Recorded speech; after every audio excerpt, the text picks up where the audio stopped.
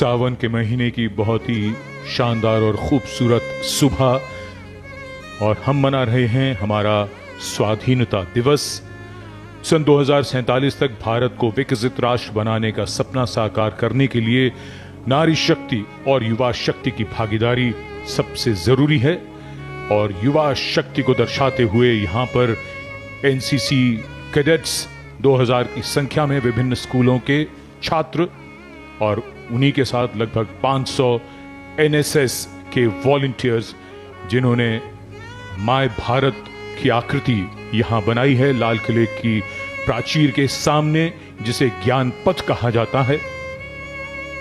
हम जानते हैं नारी शक्ति मजबूत समाज का आधार है और युवा शक्ति बदलाव की वाहक है, साथ ही परिवर्तन की लाभार्थी भी।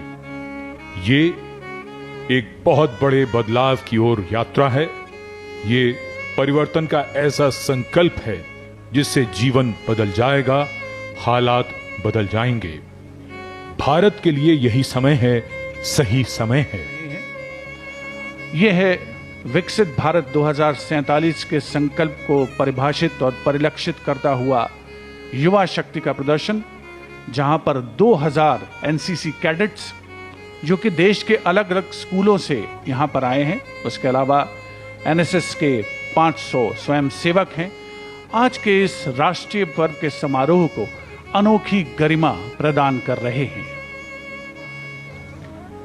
The clouds, as an expression of their freedom and independence, have decided to bless this event here today. A slight drizzle has started, and as the weather changes, well, so is India. India is changing, and change brings its own challenges.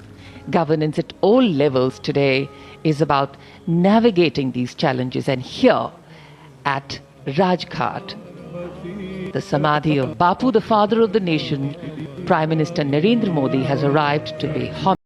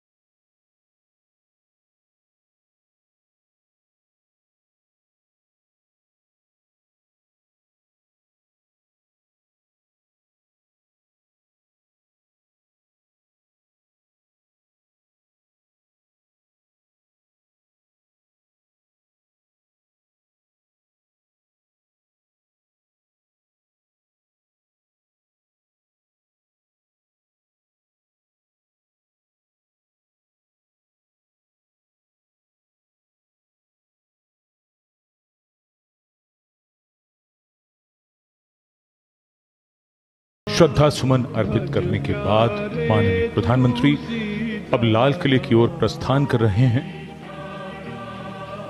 जो दर्शक दिल्ली के भूगोल से परिचित नहीं हैं, उनके लिए बता दें कि ये दोनों ही स्थान यमुना के किनारे एक दूसरे के निकट हैं। कुछ ही देर में माननीय प्रधानमंत्री का लाल किले पर आगमन होगा।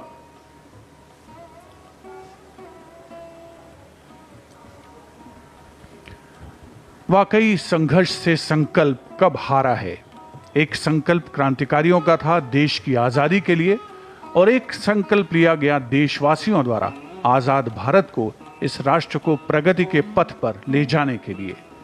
आज हम सब एकजुट हैं और आजादी के इस अमृतकाल में संकल्प ले रहे हैं वर्ष 2047 तक भारत को एक विकसित राष्ट्र बनाने का। हर क्षेत्र में चौतरफा विकास, नवीनतम तकनीक का इस्तेमाल, आत्मनिर्भरता को बढ़ावा यानी मेक इन इंडिया और वोकल फॉर लोकल की भावना का मूर्त रूप लेना देश को वर्ष 2047 तक पूर्व विकसित राष्ट्र बनाने में अहम भूमिका निभा सकता है।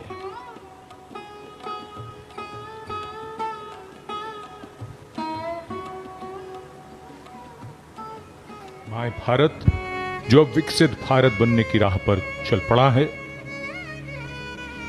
गण्यमान्य व्यक्तियों की दीर्घा लाल किले की प्राचीर पर और हल्की सी बूंदाबांदी के बाद मौसम और भी खुशनुमा होता हुआ ऐतिहासिक लाल किला, जिसकी ये प्राचीर और वहां मौजूद हैं गण्यमान्य व्यक्ति, प्रतीक्षा है कुछ ही देर में आगमन होगा देश के माननीय प्रधानमंत्री का।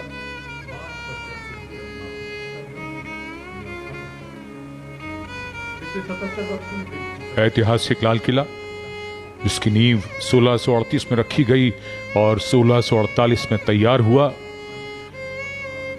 इसी लाल किले ने 1857 में आजादी की पहली लड़ाई को देखा। बहादुर शाह जफर पर यही मुकदमा चलाया गया और उन्हें सजा सुनाई गई।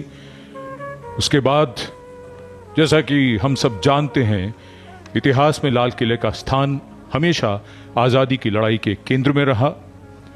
दिल्ली चलो का नारा दिया गया। लाल किले पर तिरंगा फहराने का जज्बा हर वीर, हर क्रांतिकारी के, हर देशभक्त के मन में था। यहीं लाल किले में आजाद हिंद फौज के अफसरों पर मुकदमा चलाया गया और बिगुल की आवाज जो उद्घोष है इस बात का कि आगमन हो रहा है प्रधानमंत्री का।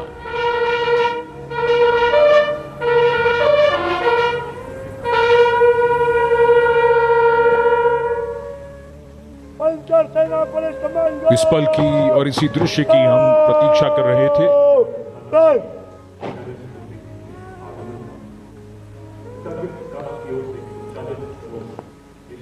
लाल किले के लाहौरी गेट पर प्रधानमंत्री की अगवानी के लिए तैयार देश के रक्षा मंत्री राजनाथ सिंह, रक्षा राज्य मंत्री संजय सेठ, रक्षा सचिव और GOC Delhi area lieutenant general Bhavnish Kumar. भव्यता बढ़ती हुई आगमन हो रहा है दुनिया के सबसे बड़े लोकतंत्र के प्रधानमंत्री श्री नरेंद्र मोदी का।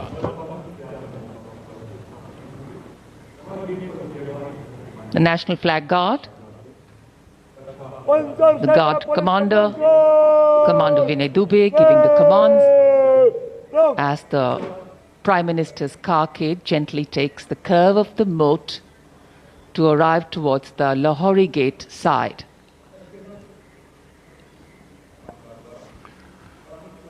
माननीय प्रधानमंत्री श्री नरेंद्र मोदी का आगमन हो रहा है। हमारे राष्ट्रीय पर्व 78वें स्वाधीनता दिवस समारोह के मुख्य आयोजन स्थल यानी ऐतिहासिक लाल किले की प्राचीर से, जहां से आज वे देश को संबोधित करेंगे। देश के समक्ष जो प्राथमिकताएं हैं, जो चुनौतियां हैं, उनको रेखांकित करेंगे अपने संबोधन में। माननीय प्रधानमंत्री महोदय का विधिवत स्वागत माननीय रक्षा मंत्री श्री राजनाथ सिंह द्वारा, रक्षा राज्य मंत्री श्री संजय सेठ भी यहां पर उपस्थित, रक्षा सचिव Shri Giridhar Aramane, chief of defence staff general Anil Chauhan, थल सेना प्रमुख जनरल उपेंद्र द्विवेदी, नौसेना प्रमुख एडमिरल डी के त्रिपाठी और GOC Delhi area lieutenant general Bhavnish Kumar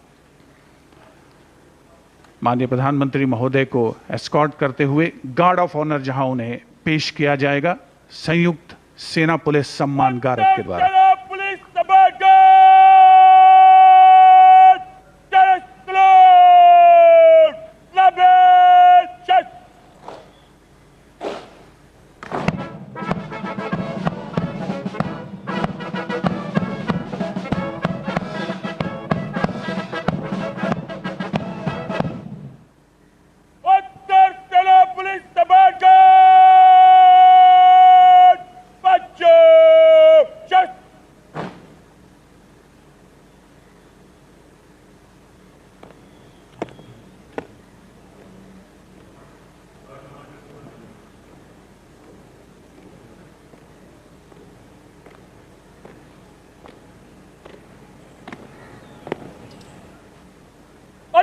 police तबादकार आपके निरीक्षण के लिए तैयार है श्रीमान।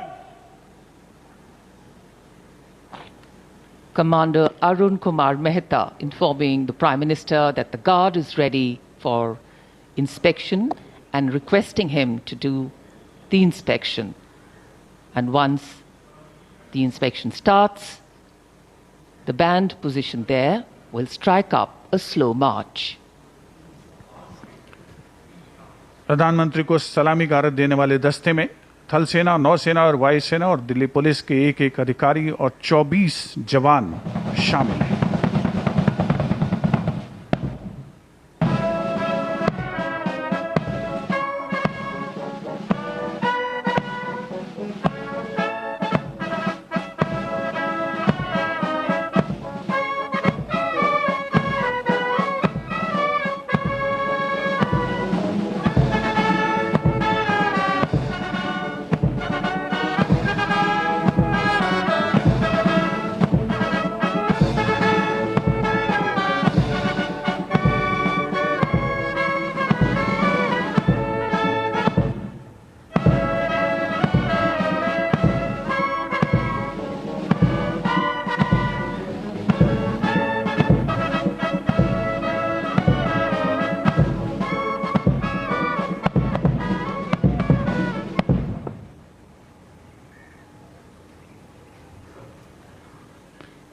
The inspection of the Guard of Honor complete, the Prime Minister will now move towards the ramparts of the Red Fort, passing through the Lahore Gate, or the Lahori Gate as it is used in common parlance. The flag hoisting ceremony, in fact, at the ramparts of the Red Fort, and then the Prime Minister's address to the nation are the high point of today's celebrations here. Knowing that the people of a democracy are its driving force, its engines of renewal and revival, the Prime Minister will share with the nation the progress made and outline the programs in the making, the foregrounding of inclusion, equity and growth in all development initiatives. सम्मान गारद का निरीक्षण करने के बाद अब प्रधानमंत्री लाल किले की प्राचीर की ओर अग्रसर विशाल और भव्य लाहौरी गेट से गुजरते हुए प्रवेश के लिए इसमें एक काठ का पुल है। लाहौरी गेट 41 फीट ऊंचा और 24 फीट चौड़ा, ऊंचा मेहराबदार दरवाज़ा, दरवाजे की 3 मंजिलें और यहां से प्रवेश करने के बाद प्राचीर पर पहुंचने के लिए सीढ़ियां हैं और अब तो यहां विशिष्ट व्यक्तियों के लिए लिफ्ट भी है। शाहजहां ने जब लाल किला बनवाया था तब यहां ये प्राचीर नहीं थी, इसे बाद में औरंगजेब ने बनवाया। इसी दरवाजे के ऊपर प्राचीर पर पहली बार सन 1947 में भारत का राष्ट्रीय ध्वज, हमारा प्यारा तिरंगा फहराया गया था 16 अगस्त 1947 को।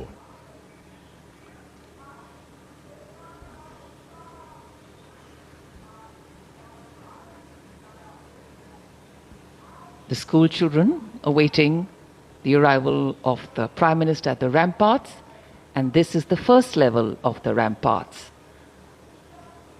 The Raksha Mantri, the Raksha Rajya Mantri, the 3 service chiefs and the CDS greet the Prime Minister as is tradition. In fact, today we do more than just observe tradition and ceremony. We momentarily pause and reflect on the true meaning of words that keep punctuating our conversations on every 15th of August, freedom and independence. Words that seem fairly straightforward in their meaning, but are highly nuanced in reality and real life. The endeavor of all governance, policies and programs is to ensure that these values are lived socially, financially and physically.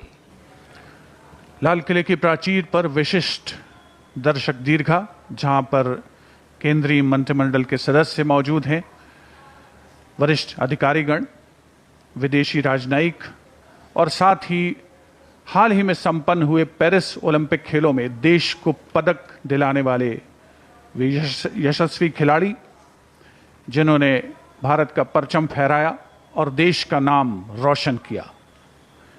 78वें स्वाधीनता दिवस का ये पावन अवसर है। मौसम करवट ले रहा है, थोड़ी बहुत बूंदाबांदी हो रही है, लेकिन देशवासियों का जो संकल्प है देश के प्रति त्याग और बलिदान, समर्पण की जो भावना है वो न कभी कम हुई है, न कम होगी। माई भारत का लोगो तिरंगे में समाहित होकर के बहुत ही नयनाभिराम दृश्य प्रस्तुत कर रहा है। आज के इस स्वाधीनता दिवस समारोह को विशेष कलेवर प्रदान कर रहे हैं देश के कोने कोने से पहुंचे हजारों की संख्या में वे प्रतिभागी, जिन्होंने भारत सरकार की कल्याणकारी योजनाओं का लाभ उठाया है और देश को आगे बढ़ाने में महत्वपूर्ण भूमिका निभा रहे हैं। मौसम लगातार करवट बदलता हुआ आंख मिचौली सी चल रही है।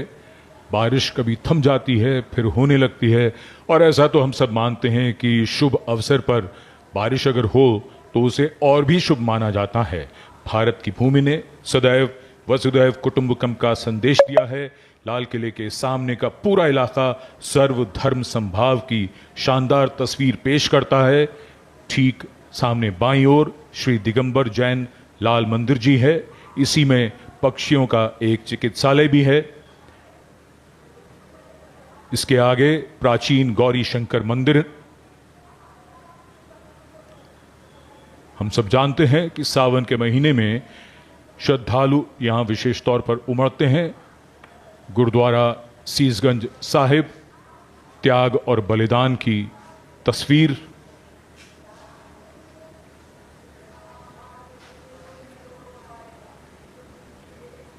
वहीं नजदीक दरीबा के पास बैप्टिस्ट चर्च भी है, जो इमारतों की वजह से कैमरे की नजरों से दूर है।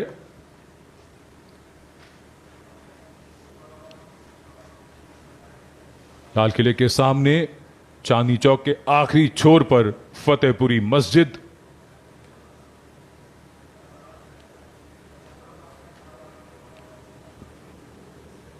पूरा इलाका शानदार तस्वीर पेश करता हुआ हमारे सर्वधर्म संभाव की, स्वामी दयानंद सरस्वती का संदेश देता यह आर्य समाज मंदिर। और लाल किले के बाईं ओर भोजला पहाड़ी पर बनी जामा मस्जिद। सारे जहां से अच्छा हिंदुस्तान हमारा। Absolutely. And national celebrations have this beautiful way of foregrounding really what we all have in common and eclipsing that which makes us different. And what better celebration than today's to unite the largest democracy in the world, and today with much over 1 billion heads and hearts suffused in saffron, white and green, colors which have shed their individual identity to become one color, the color of nationhood.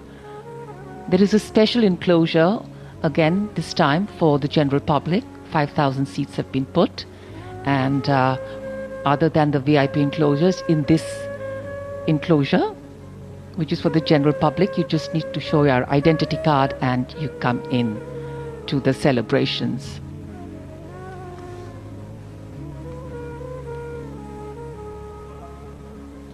Well, as we said, freedom has many forms of expression, and yes, the weather is one of them.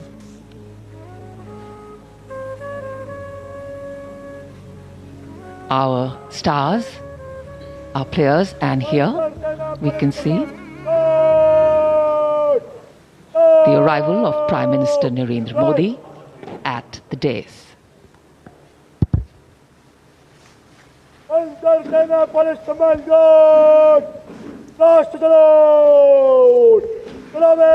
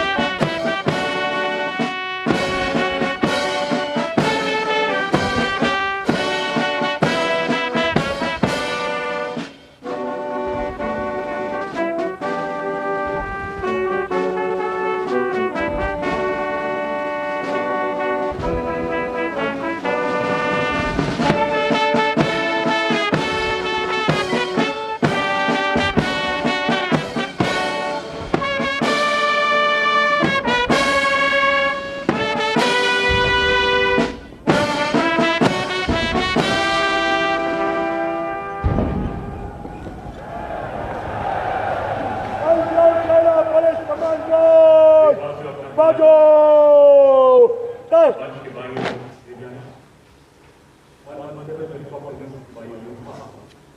Unterseiner Palästamandot Bagol test Unterseiner Palästamandot bal chalega bal Unterseiner Palästamandot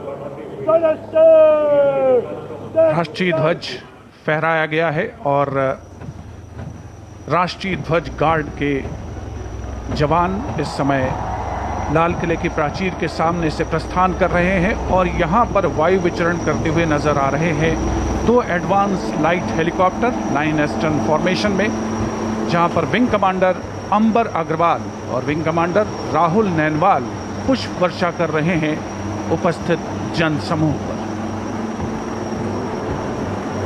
मन में फूल खिल रहे हैं और आकाश से भी पुष्प वर्षा हो रही है और भारत मना रहा है अपना स्वाधीनता दिवस। उत्सुकता बढ़ती हुई उस अवसर के लिए जिसकी प्रतीक्षा वर्ष भर रहती है।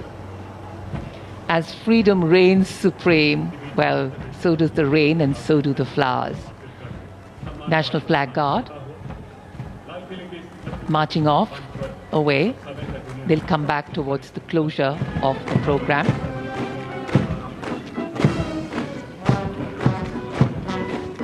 राष्ट्रीय ध्वज गार्ड में सेना की टुकड़ी की कमान संभाली थी मेजर दिनेश एन ने। नौसेना की टुकड़ी की कमान संभाल रहे थे लेफ्टिनेंट कमांडर सचिन धनखड़ और वायुसेना की टुकड़ी की कमान संभाली स्क्वाड्रन लीडर CS श्रवण देवैया ने।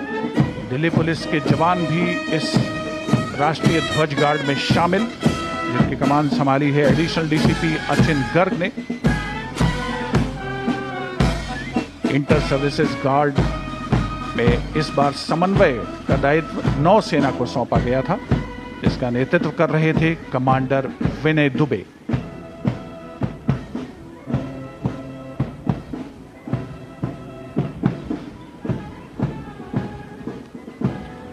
उपस्थित जनसमूह प्रसन्न है, आह्लादित है और प्रतीक्षारत माननीय प्रधानमंत्री महोदय के संबोधन की। भारत माता की, भारत माता की। मेरे प्यारे देशवासियों, मेरे परिवारजन, आज वो शुभ घड़ी है जब हम देश के लिए मर मिटने वाले, देश की आजादी के लिए अपना जीवन समर्पित करने वाले, आजीवन संघर्ष करने वाले, फांसी के तख्त पर चढ़कर के भारत मां की जय के नारे लगाने वाले अनगिनत आजादी के दीवानों को नमन करने का ये पर्व है, उनका पुण्य स्मरण करने का पर्व है। आजादी के दीवानों ने आज हमें आजादी के इस पर्व में स्वतंत्रता की सांस लेने के लिए सौभाग्य दिया है। यह देश उनका ऋणी है। ऐसे हर महापुरुष के प्रति हम अपना श्रद्धा भाव व्यक्त करते हैं। मेरे प्यारे देशवासियों, आज जो महानुभाव राष्ट्र रक्षा के लिए और राष्ट्र निर्माण के लिए पूरी लगन से, पूरी प्रतिबद्धता के साथ देश की रक्षा भी कर रहे हैं, देश को नई ऊंचाई पर ले जाने का प्रयास भी कर रहे हैं। चाहे वो हमारा किसान हो, हमारा जवान हो, हमारे नौजवानों का हौसला हो, हमारी माताओं बहनों का योगदान हो, दलित हो, पीड़ित हो, शोषित हो, वंचित हो, अभावों के बीच भी स्वतंत्रता के प्रति उसकी निष्ठा, लोकतंत्र के प्रति उसकी श्रद्धा, ये पूरे विश्व के लिए एक प्रेरक घटना है। मैं आज ऐसे सभी को आदरपूर्वक नमन करता हूं। प्यारे देशवासियों, इस वर्ष और पिछले कुछ वर्षों से प्राकृतिक आपदा के कारण हम सबकी चिंता बढ़ती चली जा रही है। प्राकृतिक आपदा में अनेक लोगों ने अपने परिवारजन खोए हैं, संपत्ति खोई है, राष्ट्र ने भी पारावार नुकसान भोगा है। मैं आज उन सब के प्रति अपनी संवेदना व्यक्त करता हूं और मैं उन्हें विश्वास दिलाता हूं कि यह देश इस संकट की घड़ी में उन सब के साथ खड़ा है। मेरे प्यारे देशवासियों, हम जरा आजादी के पहले के वो दिन याद करें। सैकड़ों साल की गुलामी, हर कालखंड संघर्ष का रहा। युवा हो, बुजुर्ग हो, किसान हो, महिला हो, आदिवासी हो, उन्होंने गुलामी के खिलाफ जंग लड़ते रहे, अविरत जंग लड़ते रहे। इतिहास गवाह है कि 1857 के स्वातंत्र संग्राम जिसको हम याद करते हैं, उसके पूर्व भी हमारे देश के कई आदिवासी क्षेत्र थे जहां आजादी का जंग लड़ा जाता था। साथियों, गुलामी का इतना लंबा कालखंड,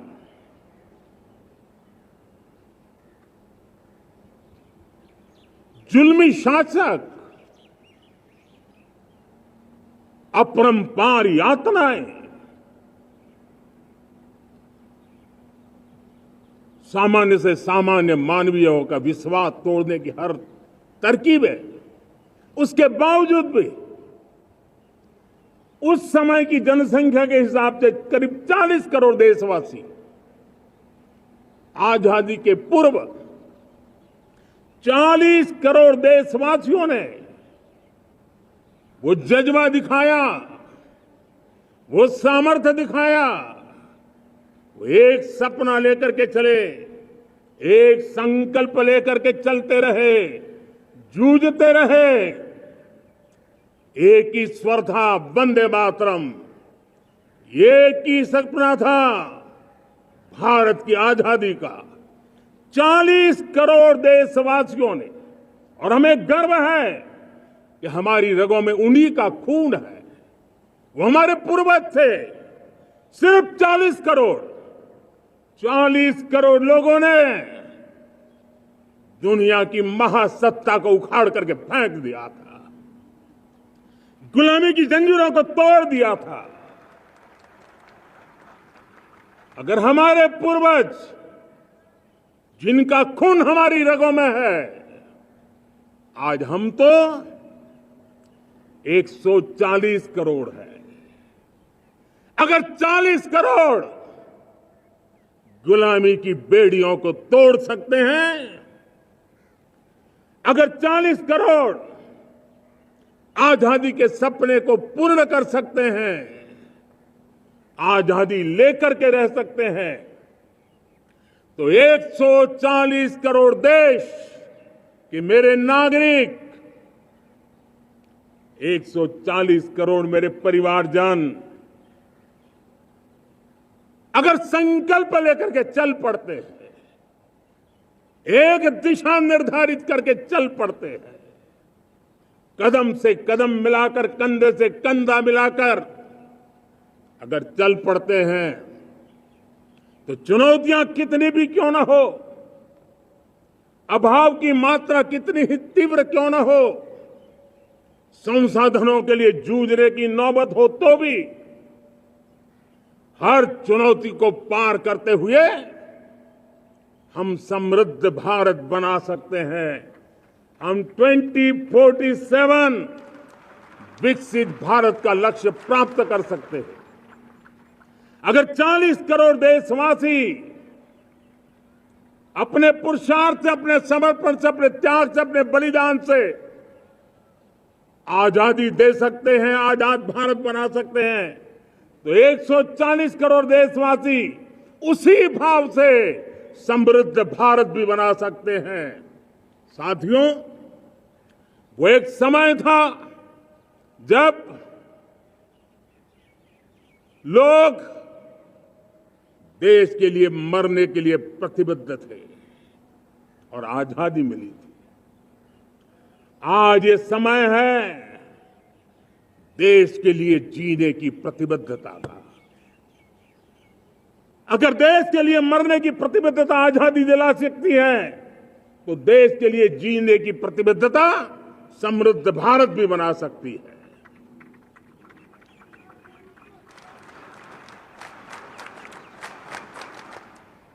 साथियों,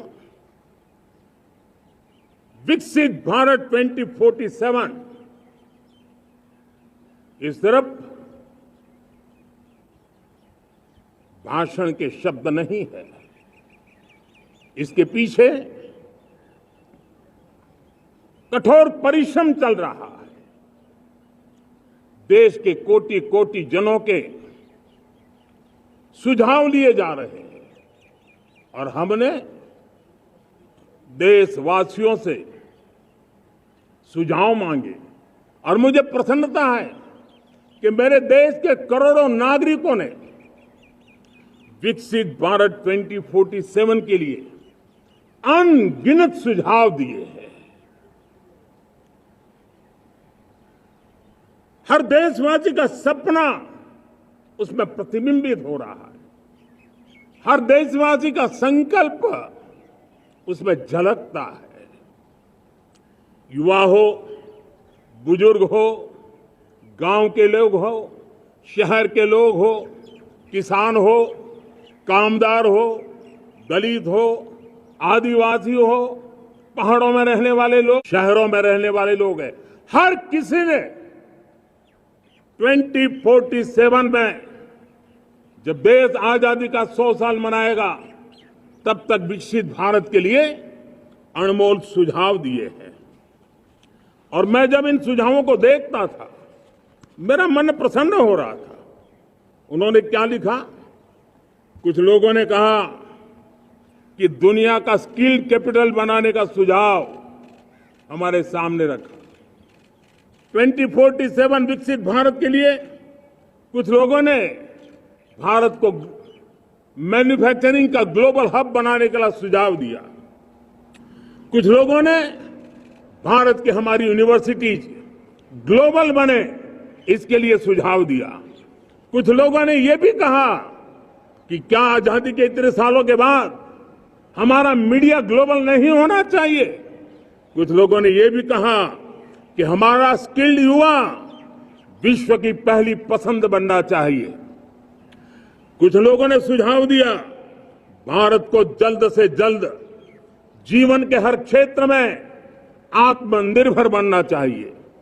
कई लोगों ने सुझाव दिया कि हमारे किसान जो मोटा अनाज पैदा करते हैं, जिसको हम श्री अन्न कहते हैं, उस सुपर फूड को दुनिया के हर डाइनिंग टेबल पर पहुंचाना है। हमें विश्व के पोषण को भी बल देना है और भारत के छोटे किसानों को भी मजबूती देनी है। कई लोगों ने सुझाव दिया कि देश में स्थानीय स्वराज की संस्थाओं से लेकर के अनेक इकाइयां हैं, उन सब में गवर्नेंस के रिफॉर्म की बहुत जरूरत है। कई लोगों ने लिखा कि न्याय के अंदर जो विलंब हो रहा है, उसके प्रति चिंता जाहिर की और ये भी कहा कि हमारे देश में न्याय व्यवस्था में रिफॉर्म की बहुत बड़ी जरूरत है। कई लोगों ने लिखा कि कई ग्रीनफील्ड सिटीज बनाने की अब समय की मांग है। किसी ने बढ़ती हुई प्राकृतिक आपदाओं के बीच शासन प्रशासन में कैपेसिटी बिल्डिंग के लिए एक अभियान चलाने का सुझाव दिया। बहुत सारे लोगों ने यह सपना भी देखा है कि अंतरिक्ष में भारत का स्पेस स्टेशन जल्द से जल्द बनना चाहिए। किसी ने कहा भारत की जो पारंपरिक ट्रेडिशनल मेडिसिन है, हमारी औषधि है, दुनिया जब आज होलिस्टिक हेल्थ केयर की तरफ जा रही है, तब हमें भारत की पारंपरिक औषधियां और वेलनेस हब के रूप में भारत को विकसित करना चाहिए। कोई कहते हैं कि अब देर नहीं होनी चाहिए, भारत जल्द से जल्द दुनिया की तीसरी सबसे बड़ी इकोनॉमी बनना चाहिए। साथियों, मैं इसलिए पढ़ रहा था कि मेरे देशवासियों ने सुझाव दिए, मेरे देश के सामान्य नागरिक ने ये सुझाव हमें दिए हैं। मैं समझता हूं जब देशवासियों की इतनी विशाल सोच हो, देशवासियों के इतने बड़े सपने हो, देशवासियों की इन बातों में जब संकल्प झलकते हो, तब हमारे भीतर एक नया संकल्प दृढ़ बन जाता है, हमारे मन में आत्मविश्वास नई ऊंचाई पर पहुंच जाता है। और साथियों, देशवासियों का ये भरोसा सिर्फ कोई इंटेलेक्चुअल डिबेट नहीं है, ये भरोसा अनुभव से निकला हुआ है। ये विश्वास लंबे कालखंड के परिश्रम की पैदावार है और इसलिए देश का सामान्य मानव याद करता है। जब लाल किले से कहा जाता है कि हिंदुस्तान के 18,000 गांवों में समय सीमा में बिजली पहुंचाएंगे और वो काम हो जाता है, तब भरोसा मजबूत हो जाता है। जब यह तय होता है कि आजादी के इतने सालों के बाद भी 2.5 करोड़ परिवार ऐसे हैं जहां बिजली नहीं है, वो अंधेरे में जिंदगी गुजारते हैं, 2.5 करोड़ घरों में बिजली पहुंच जाती है, तब सामान्य मानवीय का भरोसा बढ़ जाता है। जब लाल किले से स्वच्छ भारत की बात कही जाए, तब इस देश के अग्रिम हरोर पंक्ति में बैठे हुए लोग हो, गांव के लोग हो, गरीब बस्ती में रहने वाले लोग हो, छोटे छोटे बच्चे हो, हर परिवार के अंदर स्वच्छता का वातावरण बन जाए, स्वच्छता की चर्चा हो, स्वच्छता के संदर्भ में एक दूसरे को रोक टोकने का निरंतर प्रयास चलता रहे। मैं समझता हूं कि ये भारत के अंदर आई हुई नई चेतना का प्रतिबिंब है। जब देश के सामने लाल किले से कहा जाए कि आज हमारे परिवारों में 3 करोड़ परिवार ऐसे हैं जिनके घर में नल से जल मिलता है, आवश्यक है हमारे इन परिवारों को पीने का शुद्ध पानी पहुंचे। जल जीवन मिशन के तहत इतने कम समय में नए 12 करोड़ परिवारों को जल जीवन मिशन के तहत नल से जल पहुंच रहा है। आज 15 करोड़ परिवार इसके लाभार्थी बन चुके हैं।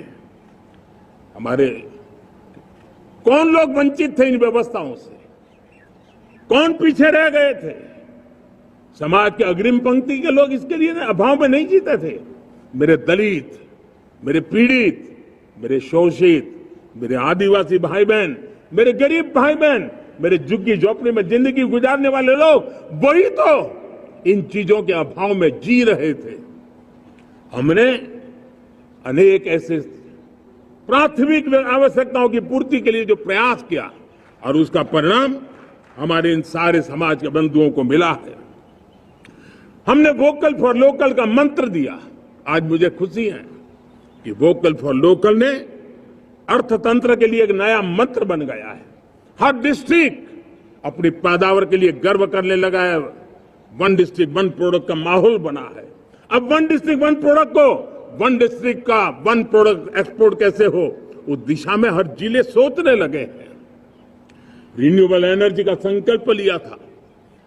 G20 समूह के देशों ने जितना किया है उससे ज्यादा भारत ने किया है और भारत ने ऊर्जा के क्षेत्र में आत्मनिर्भर बनने के लिए, ग्लोबल वार्मिंग की चिंताओं से मुक्ति पाने के लिए हमने काम किया है।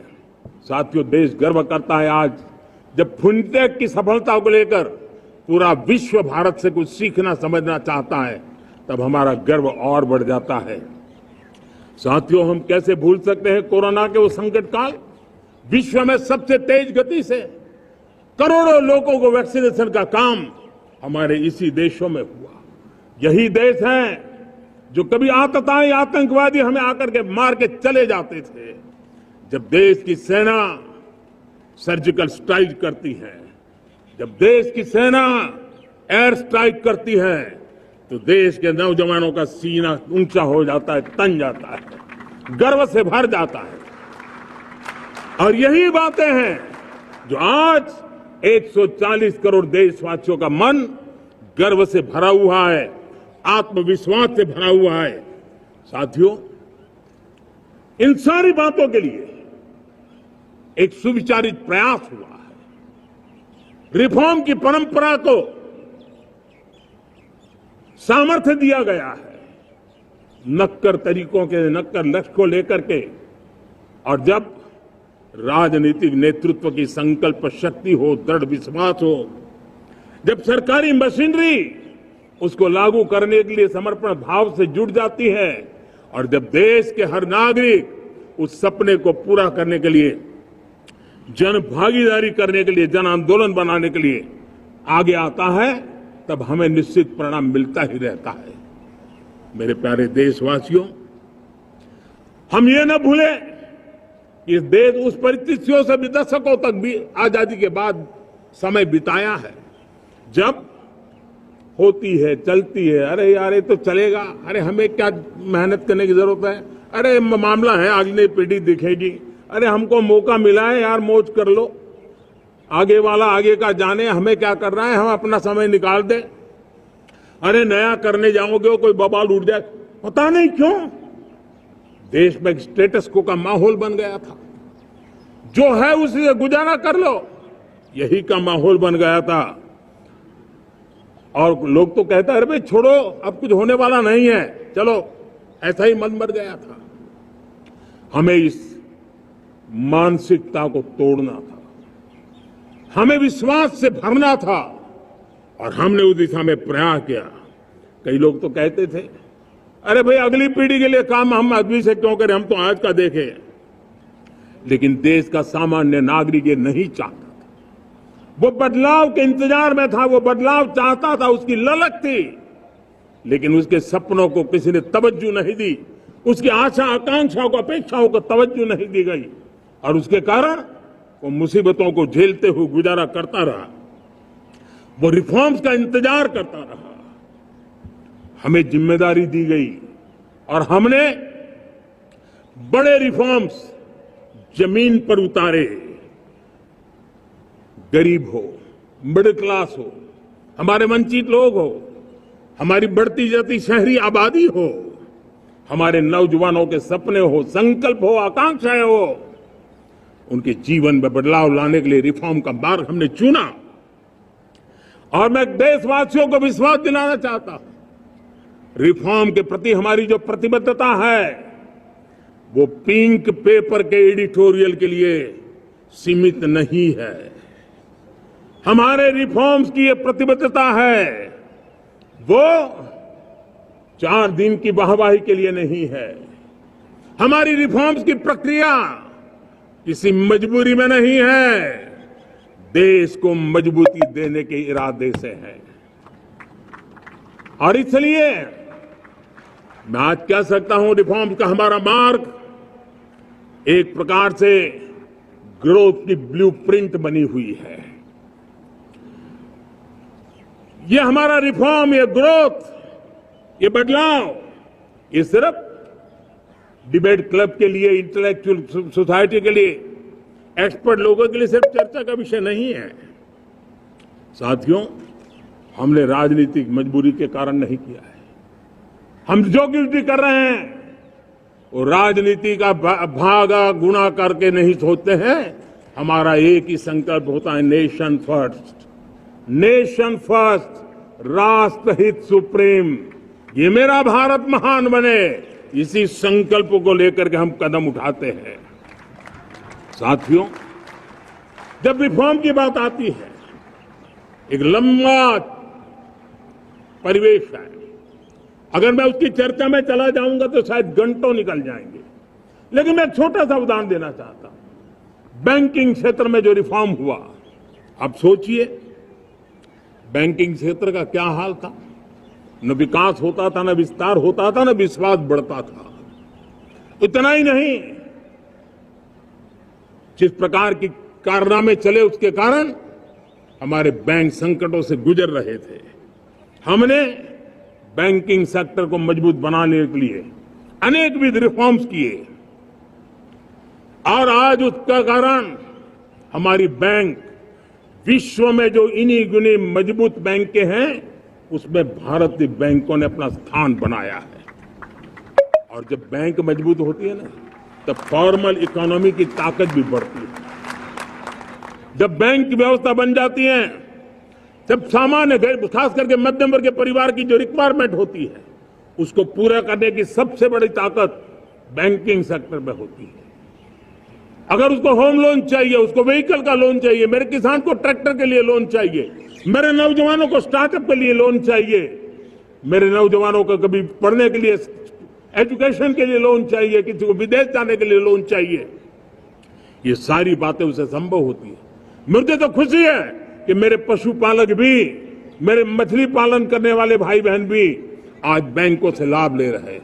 मुझे खुशी है मेरे रेहड़ी पटरी वाले लाखों भाई बहन आज बैंक से साथ जुड़ करके अपनी नई ऊंचाइयों को प्राप्त कर रहे हैं और विकास की दिशा में वो भागीदार बन रहे हैं। हमारे एमएसएमई, हमारे लघु उद्योग के लिए तो बैंक एक सबसे बड़ी सहायक होती है। उसको रोजमर्रा पैसों की जरूरत होती है अपने नित्य मर्जी पर प्रगति के लिए, और उस काम को हमारी मजबूत बैंकों के कारण आज संभव हुआ है। साथियों, दुर्भाग्य से हमारे देश में आजादी तो मिली, लेकिन लोगों को